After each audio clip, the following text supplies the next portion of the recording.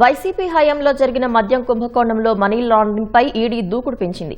ఈ కేసులో కీలక నిందితుడు బెవరేజెస్ కార్పొరేషన్ పూర్వ ఎండీ వాసుదేవరెడ్డిని సుదీర్ఘంగా ప్రశ్నించింది. 4 ఏళ్లలో 96 కోట్ల విలువైన స్థిరాస్తులు ఎలా కొన్నారు, అఖిల భారత సర్వీసుల ఉద్యోగిగా వచ్చే జీతానికి మించి అనేక రెట్లు అధికంగా కొనటానికి డబ్బు ఎక్కడిది, ఇది మద్యం లంచాల సొమ్ము కాకపోతే మరేంటి అంటూ ఈడీ ప్రశ్నించినట్లు తెలిసింది. బావమర్ది మారెళ్ల విజయ నరసింహారెడ్డి సంస్థల్లోకి డబ్బులు ఎందుకు మళ్లించారు, ఆ సొత్తు మీకు ఎలా వచ్చింది, ఆ సంస్థలతో ఆస్తులు కొనిపించి భార్య కల్పనారెడ్డి పేరిట రిజిస్ట్రేషన్ ఎందుకు చేయించారు, ఇది మనీ లాండరింగ్ అని మీకు తెలియదా అంటూ వరుస ప్రశ్నలు గుప్పించినట్లు సమాచారం.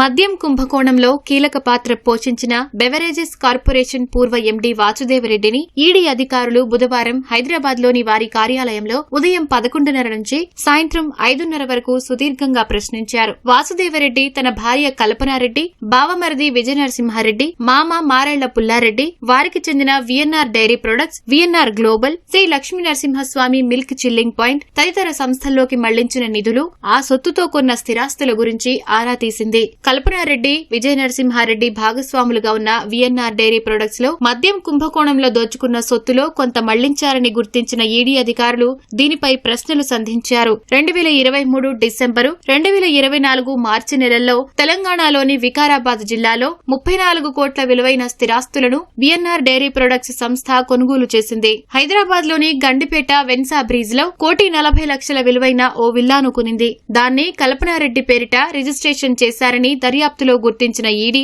వాటికి సంబంధించిన ఆధారాలు చూపించి ప్రశ్నించినట్లు సమాచారం.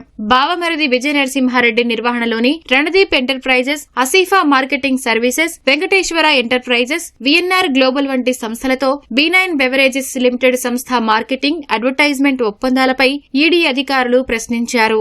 బావమరిది సంస్థల్లో B9 బెవరేజెస్ సంస్థ జమ చేసింది మద్యం లంచాల సొమ్ము కాకపోతే మరేంటని నిలదీశారు. ఆ డబ్బుతోనే భార్య పేరిట ఆస్తులు కొన్నారా అని అడగ్గా వాసుదేవరెడ్డి నీళ్లు నమిలినట్లు సమాచారం.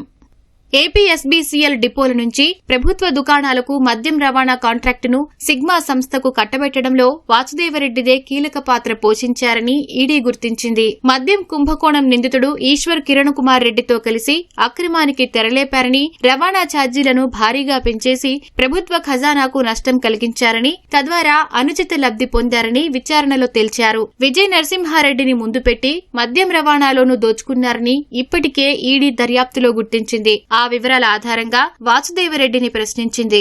ఎన్టీఆర్ జిల్లా జగ్గయ్యపేట మండలం గౌరవరంలో 49 కోట్ల రూపాయల విలువైన 34 ఎకరాల భూమిని మారెళ్ల పుల్లారెడ్డి, విజయ నరసింహారెడ్డిలు వాసుదేవరెడ్డి భార్య కల్పనారెడ్డి పేరిట 2022లో గిఫ్ట్ డీడ్ చేశారు. విజయ నరసింహారెడ్డి యాజమాన్యంలోని వీఎన్ఆర్ గ్లోబల్ సంస్థలోకి మద్యం లంచాల సొమ్ము 7,96,00,000 చేరింది. ఆ సంస్థ పేరిట తెలంగాణలోని మహేశ్వరంలో 3,872 చదరపు గజాల ఫ్లాట్ ను 2025 ఫిబ్రవరిలో కొన్నారని గుర్తించిన ఈడీ వాటిపైన వివరాలు రాబట్టినట్లు సమాచారం.